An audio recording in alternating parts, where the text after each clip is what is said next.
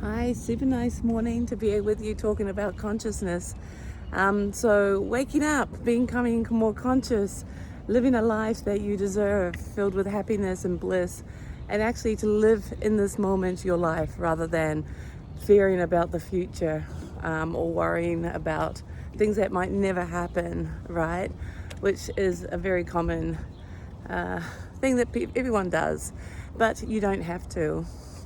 When I first learned to meditate, I had no idea the significance of it. I actually thought that meditation was kind of a tool for those poor people that needed it. And now I actually believe meditation should be taught in schools because it's so vital for our relationship with ourselves and our relationship with our life.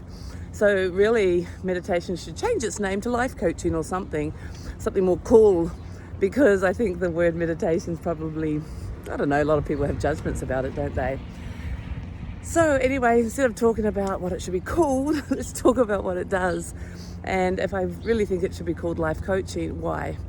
I think the more that you're aware of who you are and what you're thinking about, the more you then have choices to go into unconscious habitual patterns, which are typically negative.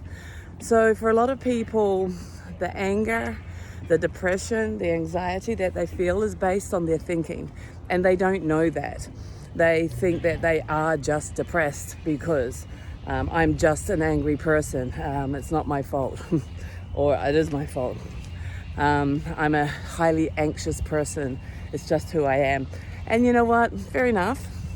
But I've worked with lots of people over the last, let's say 25 years. And really, we can change everything.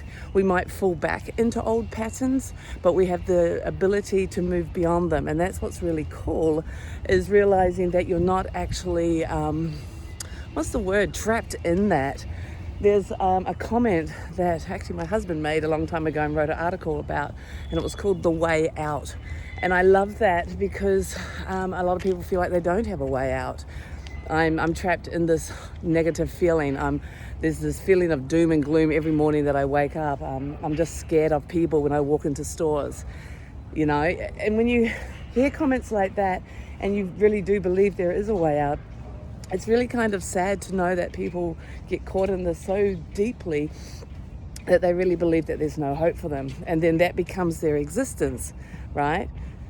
Okay, so what I would like to offer you then is the way out, is the hope, is the realization that you can change. So let's start by gentle little stepping stones, and then you can move on to bigger realizations.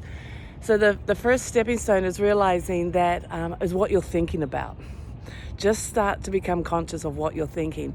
And if you want to play a game, you can play with what am I thinking about? And how many of my thoughts are negative? So if you just want to play with being aware during the day, not so that you punish yourself or go, oh my God, I'm super negative, but you start to be conscious, and that this stuff is then ruling who you think you are and your relationship to your life right now. And then you can change it. So that's what's really cool. Step number 1 is become aware of what you're thinking about. Super cool, super important. So let's play.